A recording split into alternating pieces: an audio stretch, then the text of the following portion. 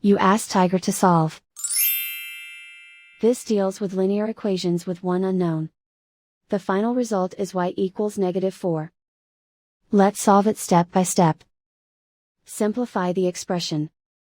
Break up the fraction. Find the greatest common factor of the numerator and denominator. Factor out and cancel the greatest common factor. Group all constants on the right side of the equation. Subtract 4 from both sides. Group like terms.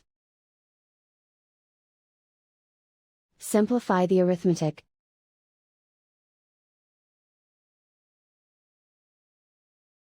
Isolate the y. Multiply both sides by 2.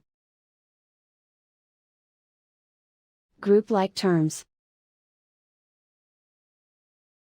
Multiply the coefficients. Simplify the fraction.